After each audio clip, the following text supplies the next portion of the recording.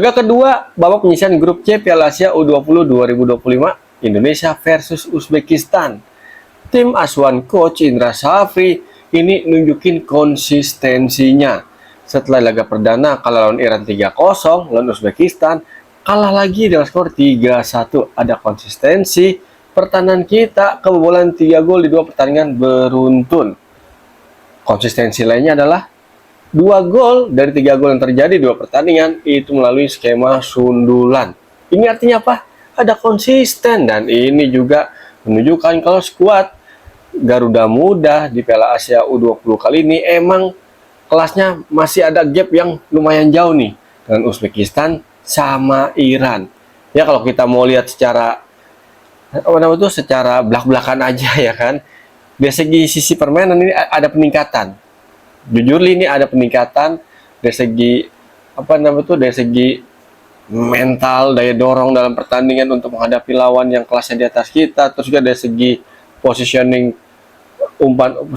bola di babak pertama, terutama tuh kita udah bisa bikin Uzbekistan agak sedikit frustasi ya kan, karena berakhir dengan skor 1-1. Tapi di babak kedua Uzbekistan bangkit dan gantian bikin Indonesia jadi sedikit frustasi ya, karena kebobolan 2 gol lagi di babak kedua.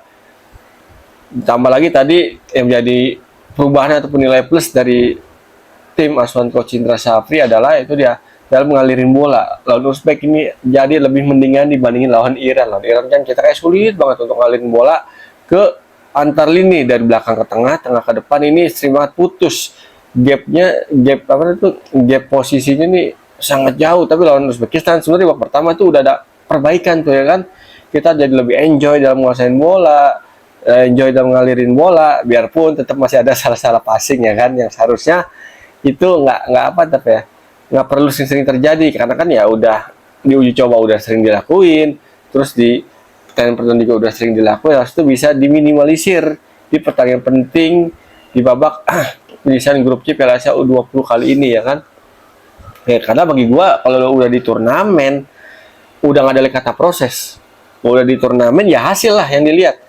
Kalau mau proses tuh ya di fase sebelumnya, dua penyisihan grup ya kan, mungkin bisa dikatakan dengan prosesnya. Kalau udah di turnamennya udah hasil yang dikejar kan, targetnya kalau salah lolos dari babak penyisihan grup ya pas final gitu ya kan. Ternyata ya kita timnas 20 udah dipastikan gagal untuk lolos dari babak penyisihan grup karena udah kalah 2 kali, kebobolan 6 gol, kemasukan 1 kali, poinnya 0.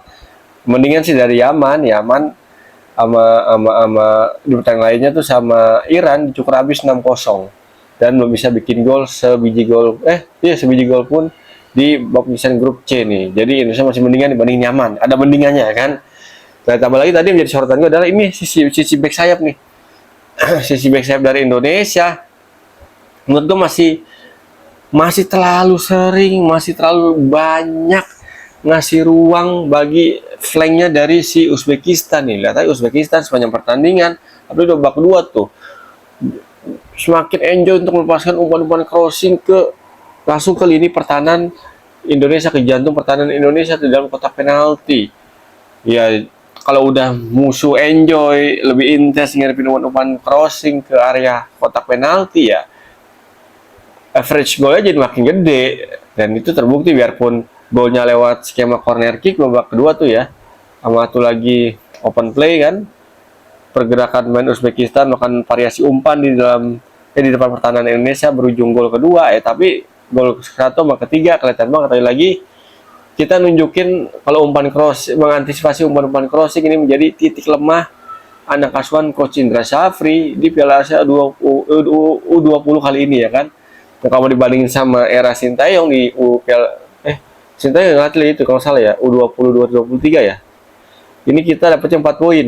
Tetap nggak lolos, tapi dapat poin 4. Nah, di kali ini kita masih poinnya 0, masih ada potensi sih dapat 3 poin kan, karena nanti lawan Yaman ya. Kalau lawan Yaman nggak terlalu jauh lah perbedaannya sama timnas Indonesia ya kan. Nah, kita balik lagi nih masalah antisipasi umpan crossing dari si Uzbekistan ya kan. Ya ini seharusnya ini benar-benar udah bisa diantisipasi sama coach Indra Shafri terkait taktik ataupun strategi yang diterapin sama beliau ya kan ya. Ya karena apa ya? Karena udah sering kita ngalamin kebobolan dan pola-pola kayak gitu kan. Nusuk lawan dari sisi sayap, lawannya masuk dari sisi sayap terus melepaskan umpan crossing atau nggak cutback. Kita udah berapa kali kayak gitu lawan Iran 2 kali umpan crossing yang gol sundulan maksud gue ya.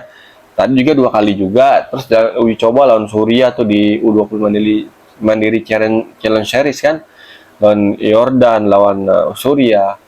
Kita juga udah sering ngadepin situasi dengan pola-pola kayak gitu, tapi ya lagi-lagi masih sulit untuk ditutup ataupun diperbaiki nih untuk mengantisipasi pergerakan lawan di sisi flank kiri maupun flank kanan. Ditambah lagi tadi kan ada beberapa timnas Indonesia kram ya, cedera ya, terus si Buffon, terus satu lagi sama Marcelinus. Ini juga ya menurut gue sih perubahan perubahan starting line up 2 pemain kalau nggak salah tuh ya, 2 pemain yang di starting line up yang diambil sama Coach Indra Safri memiliki dampak yang cukup positif ya sebelum kita kebobolan 2 gol babak kedua ya, karena dengan masuknya Marcelinus, Ola, terus juga Fava Seva di starting line up sejak babak pertama ini, daya serang Indonesia jadi lebih greget dibandingin lawan Iran kemarin ya kan. Marcin Ola juga udah intens banget melakukan tusuk-tusukan di sisi flank kanan dari timnas Indonesia ya, tapi lagi-lagi itu dia.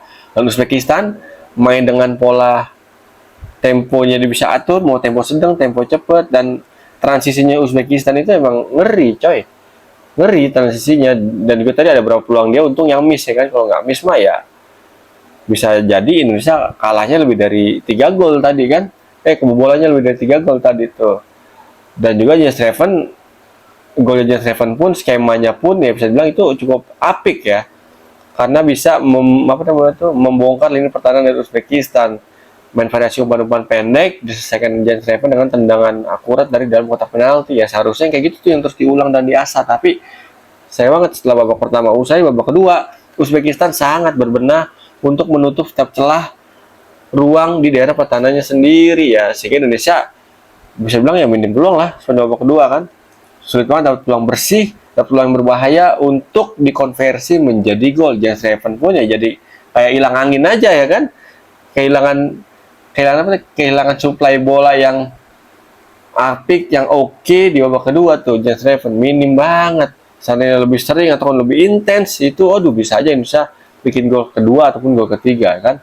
Dan ya catatan gue lagi adalah ya, seharusnya ketika kondisi tim kayak timnas Indonesia ya butuh kemenangan kan. Leg pertama kalah 3-0, di leg kedua kan udah ketinggalan 2-1. Ya kita berbicara dari skor 2-1 lah ya kan, sebelum ke 3-1 kan. Seharusnya ketika udah ketinggalan gitu kita butuh kemenangan. Kenapa kita nggak mutusin udah main full attack aja? Kalau emang pertimbangannya ya, kalau kita main full attack, lini pertahanan terbuka, potensi untuk kebobolan lagi gede ya. Mau diapain lagi? Kita butuh kemenangan kok, kita mainnya nunggu. Kita main nyerang aja kita belum tentu menang nih, kok main nunggu ya. Main nunggu lebih kecil lagi dong kans untuk membuat gol-gol lainnya setelah gol pertama yang dicetak sama James Reven nih. Harusnya tadi ketika udah tinggalan 2-1 udah main ofensif aja, main ultra ofensif kalau perlu ya kan. Masalah nanti kebobolannya berapa itu urusan belakang. Mungkin kita coba naikin average untuk peluang bikin gol itu harusnya lebih tinggi lagi dengan main ofensif abis-abisan harusnya tuh. Tapi ya sayang banget pilihan Coach Indra Safri adalah tetap main dengan nunggu bola. Ya, kita kalau main dengan nunggu bola ya susah lah. Musuh jadi lebih leluasa untuk memainkan ritme, untuk melakukan umpan-umpan variasi passing bola pendek ke bola panjang. Mindahin bola juga enak banget tadi Uzbekistan. Ketika kita main dengan nunggu bola di seperti akhir pertahanan sendiri, seandainya kita tadi setelah tinggal 2-1 mainnya berubah jadi ofensif banget dan main dengan high press juga, ini bisa jadi hasil akhirnya bisa berbeda kan, nggak 3-1 ya mungkin 6-1. Nggak ya, maksud gua kali aja bisa bikin gol lebih dari 1 kalau kita main lebih ofensif ya tadi tuh. Pas tinggal 2-1 ya, tapi apa bola buat, hasil akhir udah tersaji ya kan. Uzbekistan 3, Indonesia 1, dan Indonesia udah mastiin diri lolos lolos dari peringkat 1 dan peringkat 2. Kemungkinannya kalau nggak peringkat 3 ya peringkat 4. Ya kalau setelah pertandingan ini ada suara-suara Coach Indra Safri mundur atau gimana ya, anggap aja itu bagian dari kritikan ya kan. Ya, keputusan tetap ada di PSSI ya kan, yang punya wewenang untuk mau rotasi ataupun mengganti enggak nih Coach Indra Safri untuk menangani timnas U20. Menurut gue sih yang udah dilakuin sama pemain di lapangan ya itu udah segitu kadar kemampuannya, udah ngeluarin kemampuan terbaik ya. Dengan kekalahan ini siapa yang harus mengambil tanggung jawab besar ya? Kalau sepak bola ya pelatih lah yang harus ngambil tanggung jawab besar ketika timnya gagal dalam sebuah turnamen.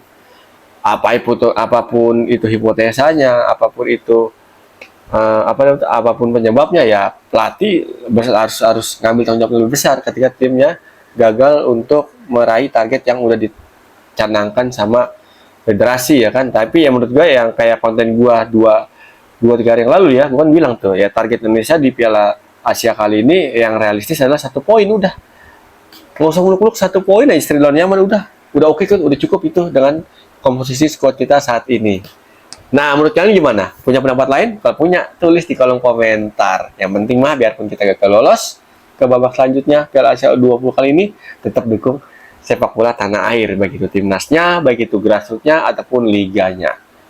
Thank you banget yang udah support konten gue dengan nonton, like, comment, subscribe. Thank you banget. Dukung terus, kan dukungan kalian adalah vitamin bagi gue untuk terus berkarya di dunia kayak gini nih, bikin konten, ngomong-ngomong ya kan, kita nyampein opini ya.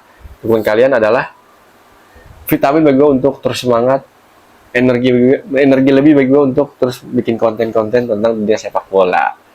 Ketemu lagi bersama gue Irwan Chan di konten-konten Pundit Abang berikutnya. Salam olah bola.